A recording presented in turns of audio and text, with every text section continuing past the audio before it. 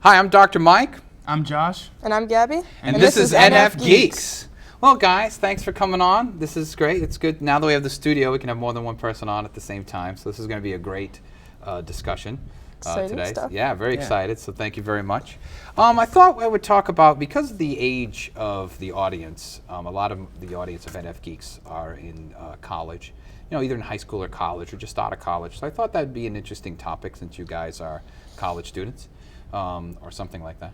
So, it's an experience that you're having. And it would be interesting to hear the NF view of college and the NT view of college sort of at the same time. So that's a great dialogue to be having. So we'll start with you, Josh. Josh, from an NF perspective, what has school been like, higher ed been like in your experience? For me, I've really taken it as like a growing experience. I really tried to use it to, broaden my horizons and get like different point of views on things and try to learn about as much as I possibly can and become as well-rounded as I can, I think, for me. Gabby, how about you? What's been your college experience thus far? I just always like to learn, and I like to see like progression, and I mean, new things are essential for any type of growth. So I mean, the constant introduction of new things and like new learning experiences and social experiences, things like that. I think it's essential for anyone. And what has been some of the low points? We'll start with the negative. What have been some of the more difficult low points of your academic careers? And again, think about it from an NF and an NT perspective. There's a lot of low points. Oh my.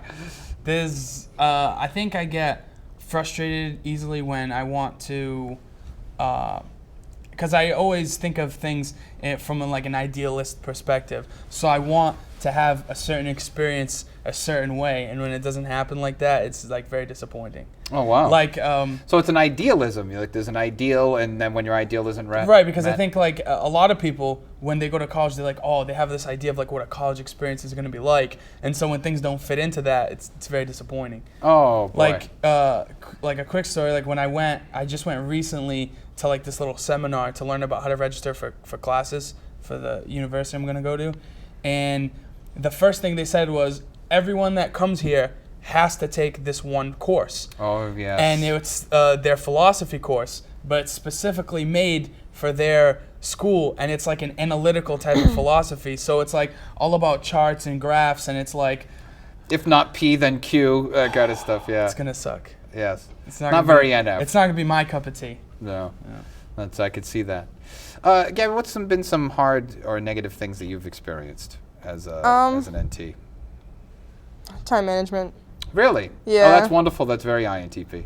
Yeah, that's great. I mean, juggling just like life and school and everything is kind of hard. Mm-hmm. But I mean, it's definitely worth it, and I enjoy it so much that, I don't mind it. And other than that, I mean, just getting things in on time and procrastination. That's a big problem for me. Yes, it is. But It's a problem for us all. as far as just like the work, I enjoy doing it, and I think that I know it's helping me, and I just take it as like another experience. Well, what are your majors, by the way? I mean, I know, but what is the audience?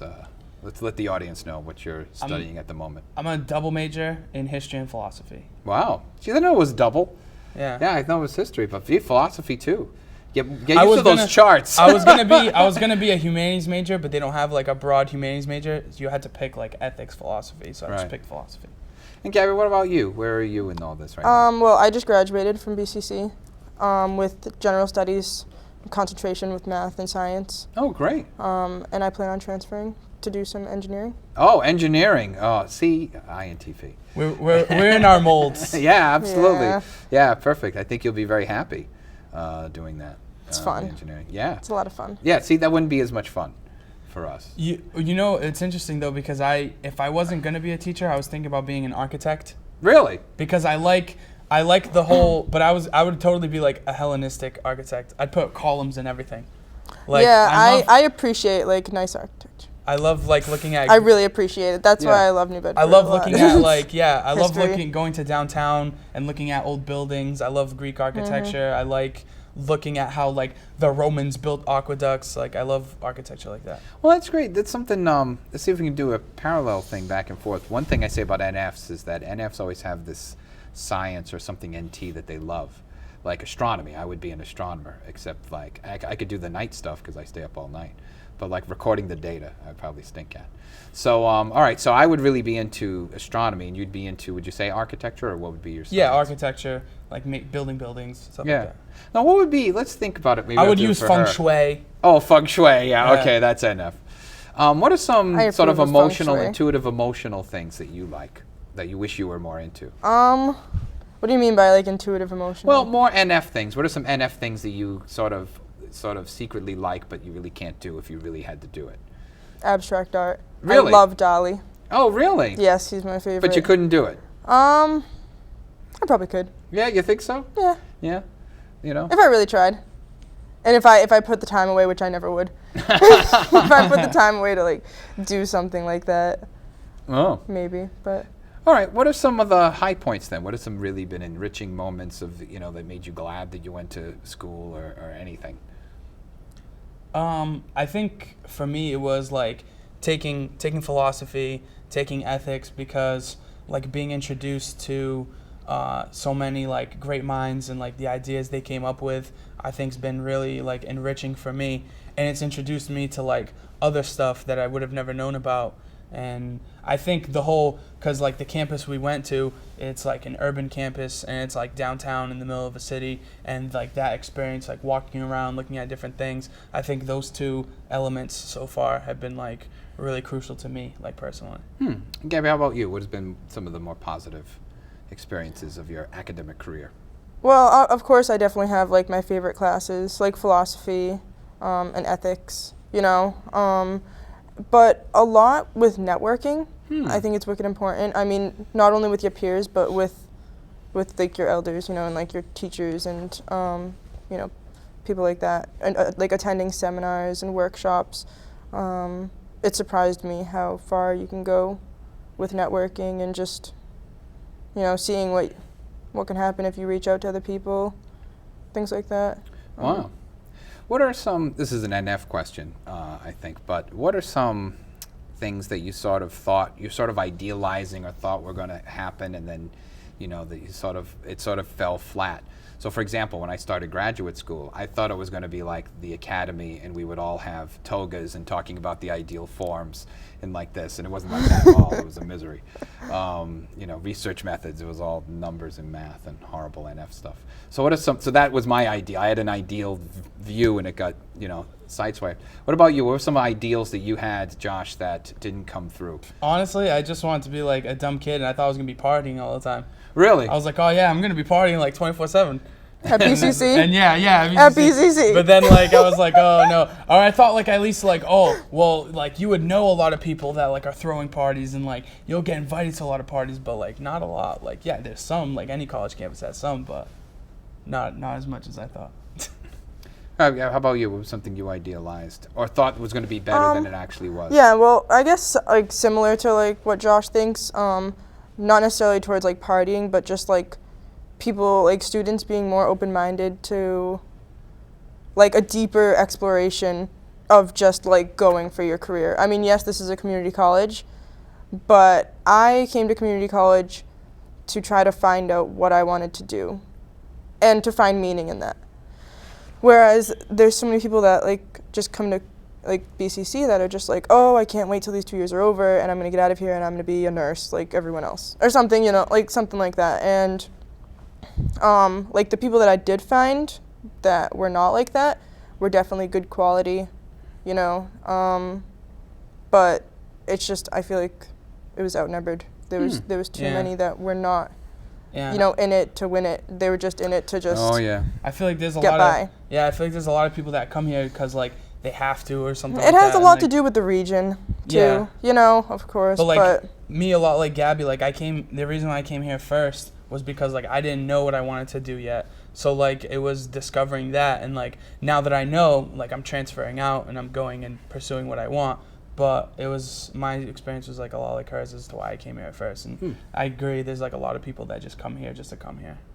Well, you know, you were talking about partying, and that jogged out a memory, is that when I started graduate school, I was a little older. I didn't realize how older I was. And I thought I was young. I was early 30s, like 31. And, but everybody who was in my graduate program were like 22, 23. They went right from bachelor's to, you know, graduate school. So I remember one time we had this class, this 3-hour class on a Friday. It was like from 1 to 4.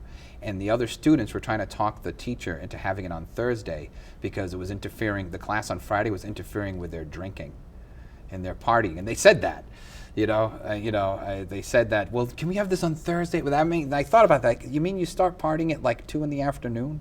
You know, on a Friday? I could see like 7, but wow, 2. It's 5 o'clock somewhere. Yeah, so that made me realize that, you know, about the, you know, in it to win it, or at least being older. That's what it is. I thought, I was like, okay. It doesn't even have anything to do with age. Just like if you're going to be somewhere and you're going to take the time and the effort and the money to go through with it, like do it right and find meaning in it and pursue something larger than what is just in front of you.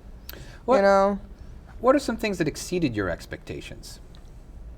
I think it was, I wouldn't necessarily think like exceeding expectations. I don't think anything really like exceeded my expectations, but like because you always think that like college is a little bit like, you always get told like, oh, college, like everyone, like it's so big and like everyone's just a number, you know what I mean? But like I think college has been like a lot more personable for me, and like I made like a lot of like new friends like in school that I didn't think I was gonna make, like because I just assumed like it wouldn't be like that. Like you just come to class, you go home, like you don't. There's not like I didn't know there was gonna be as much interaction, and you know it's true. I made like a lot of friends in college. Oh, that's wonderful.